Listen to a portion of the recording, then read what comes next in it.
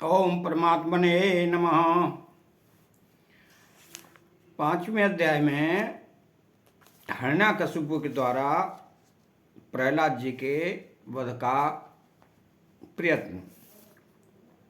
तो नारद जी कहते हैं कि युधिष्ठिर, दैत्यों ने भगवान श्री शुक्राचार्य को अपना पुरोहित बनाया था। उनके 2 पुत्र थे, संड और अमर्क। वे दोनों राजमहल के पास ही रहकर हिरण्यकशिपु के द्वारा भेजे हुए नीति निपुण बालक प्रहलाद को दूसरे पढ़ाने योग्य दैत्य बालकों को राजनीति, अर्थनीति आदि पढ़ाया करते थे।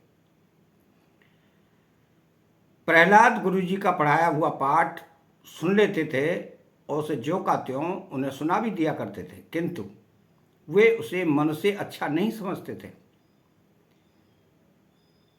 क्योंकि उस पाठ का मूल आधार था अपने और पराये का झूठा आग्रह।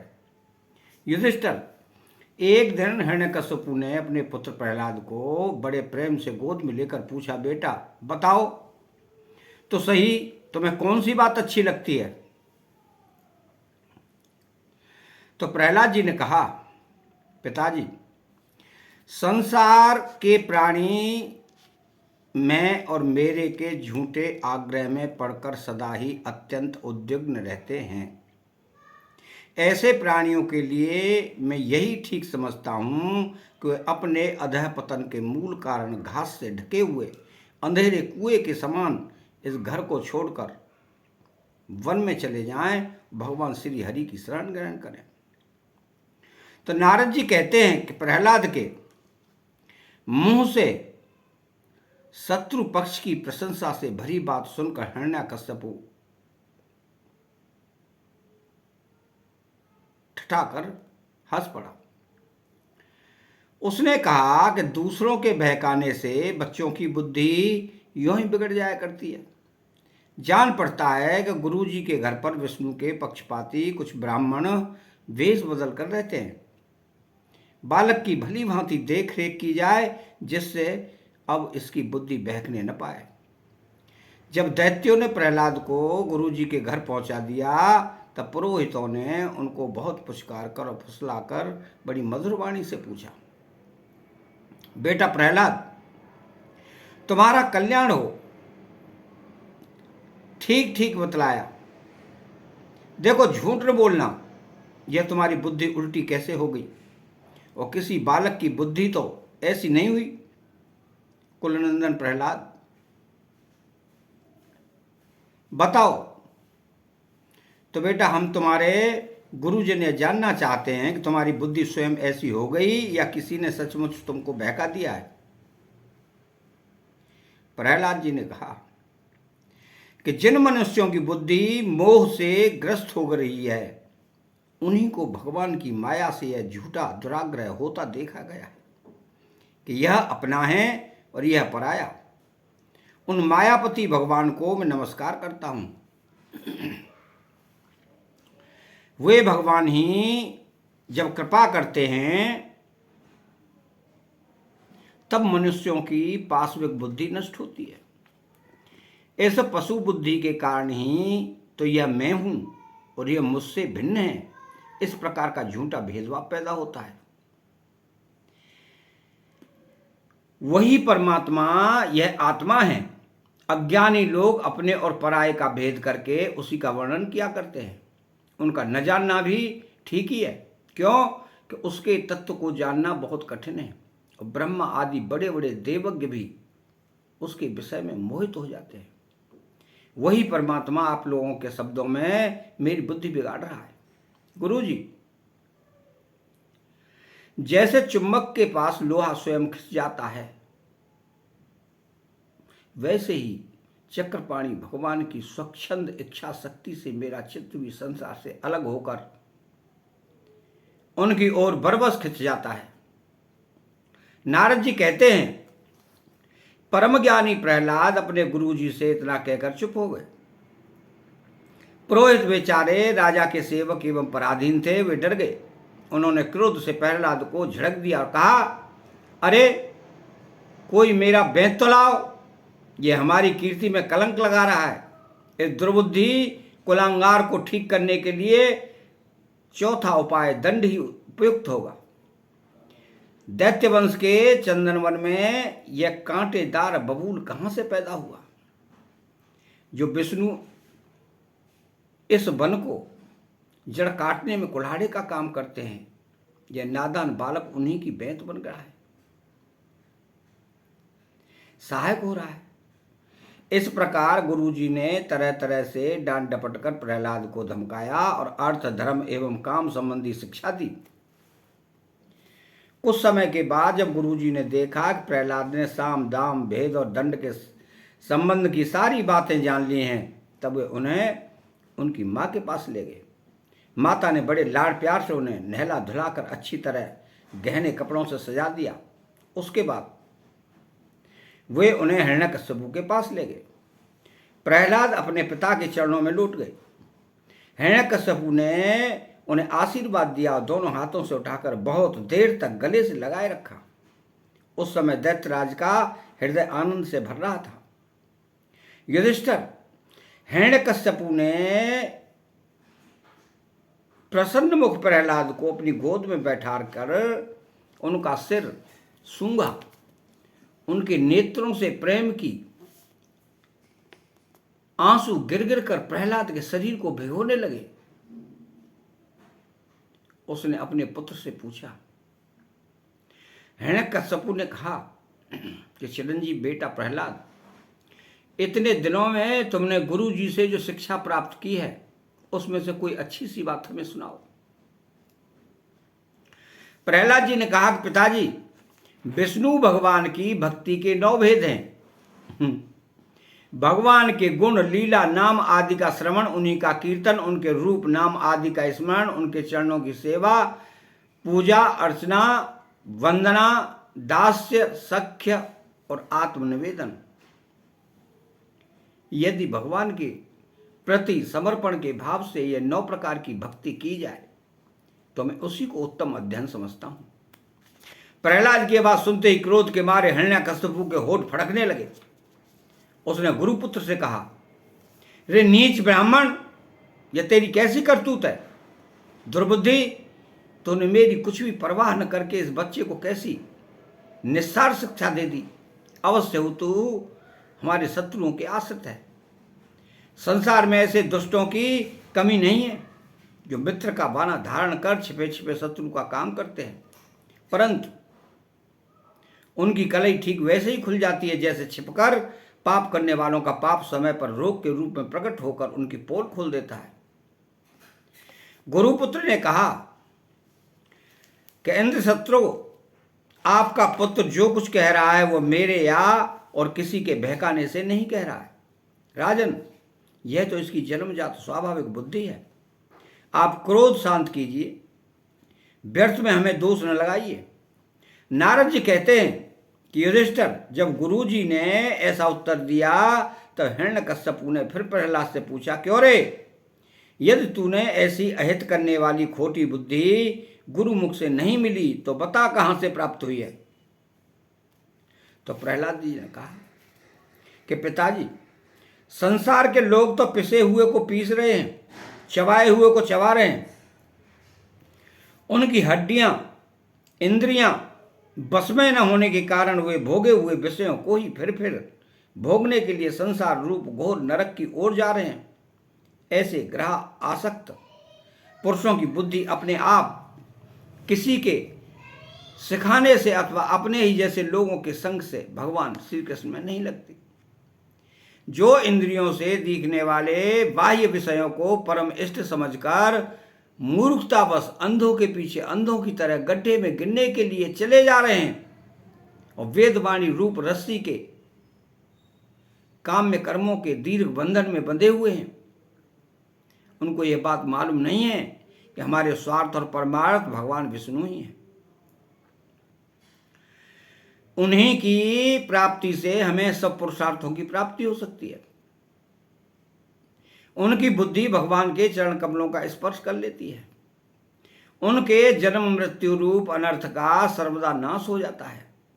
परंतु जो लोग अकिंचन भगवत प्रेमी महात्माओं के चरणों की धूल में स्नान नहीं कर लेते, उनकी बुद्धि काम्य कर्मों का पूरा सेवन करने पर भी भगवत चरणों का स्पर्श नहीं कर सकते। प्रहलाद जी इतना कहकर चुप हो गए। हिरण्यकश्यपु ने क्रोध के मारे अंधा होकर उन्हें अपनी गोद से उतारकर भूमि पर पटक दिया। प्रहलाद की बात को वह सह न सका। रोष के मारे उसके नेत्र लाल हो गए।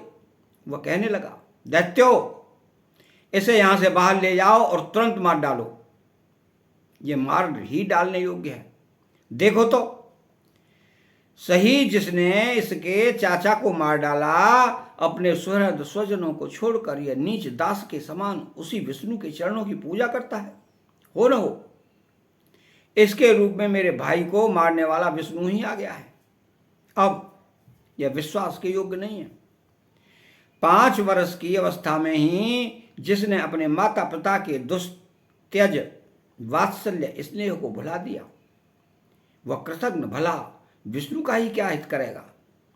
कोई दूसरा भी यदि औषध के समान भलाई करे तो एक प्रकार से पुत्र ही है, पर यदि अपना पुत्र भी अहित करने लगे तो रोग के समान वह शत्रु है। अपने शरीर के ही किसी अंग से सारे शरीर को हानि होती हो तो उसको काट डालना चाहिए। क्यों? उसे काट डालने से शेष शरीर सुख से जी सकता है। यह स्वजन का बाना पहनकर मेरा कोई शत्रु ही आया है। जैसे योगी की भोग लोलुप इंद्रियां उसका अनिष्ट करती हैं, वैसे ही यह मेरा अहित करने वाला है। इसलिए खाने, सोने, बैठने आदि के समय किसी भी उपाय से इसे मार डालो। जब हिरण्यकश्यपु ने दैत्यों को इस प्रकार आज्ञा दी, तब तीखी दाढ़, विकराल वदन, लाल लाल दाढ़ी, मूछ एवं केसों वाले दैत्य हाथों में त्रिशूल ले लेकर मारो काटो इस प्रकार बड़े जोर से चिल्लाने लगे।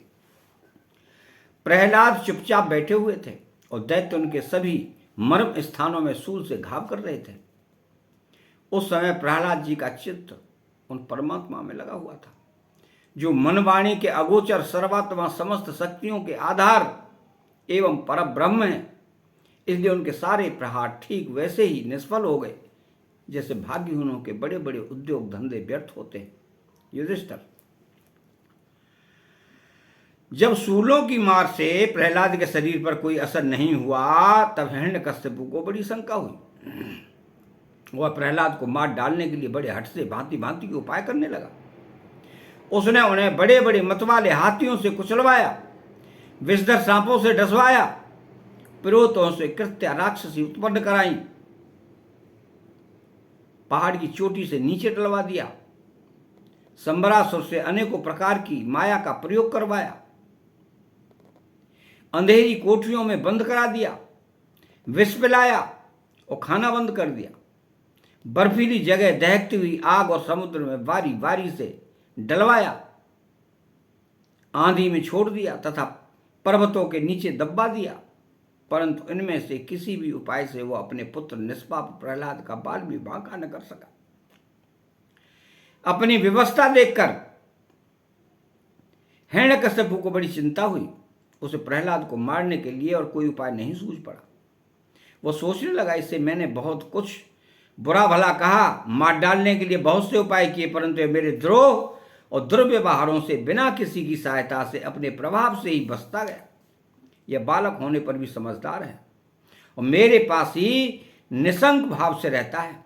हो न हो इसमें कुछ सामर्थ्य अवश्य है। जैसे सुनह सेप अपने पिता की करतूतों से उसका विरोधी हो गया था, वैसे यह भी मेरे किए उपकारों को न भूलेगा। न तो यह किसी खुद से डरता है और न इसकी मृत्यु होती है। इसकी शक्ति की था नहीं है। अवश्य इसके विरोध से मेरी मृत्यु होगी, संभव है ना भी हो। इस प्रकार सोच विचार करते करते उसका चेहरा कुछ उतर गया। शुक्राचार्य के पुत्र संड और अमर्क ने जब देखा कि हिरण्यकश्यपु तो मुंह लटका कर बैठा हुआ है, तब उन्होंने एकांत में जाकर उनसे यह बात कही, स्वामी, आपने अकेले ही तीनों लोकों पर विजय प्राप्त कर ली। आपकी भौहें टेढ़ी करने पर ही सारे लोकपाल कांप उठते हैं। हमारे देखने में तो आपके लिए चिंता की कोई बात नहीं है। भला बच्चों के खिलवाड़ में भी भलाई बुराई सोचने की कोई बात है? जब तक हमारे पिता शुक्राचार्य जी नहीं आ जाते तब तक यह डरकर कहीं भाग न जाए, इसलिए इसे वरुण के पासों से बांध रखिए। प्राय ऐसा होता है कि अवस्था की वृद्धि के साथ साथ और गुरुजनों की सेवा से बुद्धि सुधर जाया करती है। हिरण्यकश्यपु ने अच्छा ठीक है कहकर गुरुपुत्रों की सलाह मान ली और कहा कि इसे उन धर्मों का उपदेश करना चाहिए जिनका पालन ग्रस्त नरपति किया करते हैं।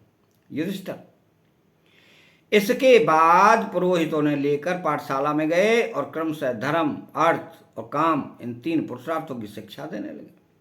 प्रहलाद वहां अत्यंत नम्र सेवक की भांति रहते थे, परंतु गुरुओं की वह शिक्षा प्रहलाद को अच्छी न लगी। क्यों कि गुरुजी उन्हें केवल अर्थ, धर्म और काम की ही शिक्षा देते थे। यह शिक्षा केवल उन लोगों के लिए है जो राग, द्वेष आदि द्वंद्व विषय भोगों में रस ले रहे हों। एक दिन गुरुजी गृहस्थी के काम से कहीं बाहर चले गए। छुट्टी मिल जाने के कारण समवयस्क बालकों ने प्रहलाद जी को खेलने के लिए पुकारा। प्रहलाद जी परम ज्ञानी थे। उनका प्रेम देखकर उन्होंने उन बालकों को ही बड़ी मधुर वाणी से पुकार कर अपने पास बुला लिया। उनसे उनके जन्म मरण की गति भी छिपी नहीं थी। उन पर कृपा करके हंसते हुए उन्हें उपदेश करने लगे। युधिष्ठिर वे सब अभी बालक ही थे, इसलिए राग, द्वेष, परायण, विषय भोगी पुरुषों के उपदेशों से और चेष्टाओं से उनकी बुद्धि अभी दूषित नहीं हुई थी। इसी से और प्रहलाद जी के प्रति आदर बुद्धि होने से उन सब ने अपनी खेल कूद की सामग्रियों को छोड़ दिया तथा प्रहलाद जी के पास आकर उनसे चारों ओर बैठ गए और उनके उपदेश में मन लगाकर बड़े प्रेम से एक टक उनकी ओर देखते रहे। भगवान के परम प्रेमी भक्त प्रहलाद का हृदय उनके प्रति करुणा और मैत्री के भाव से भर गया तथा वे उनसे कहने लगे। अतः यह 5वां अध्याय समाप्त होता है। चैनल को सब्सक्राइब करें, बेल आइकन घंटी को दबाएं और कमेंट बॉक्स में श्री राधे कृष्णा लिखें। जय श्री कृष्णा।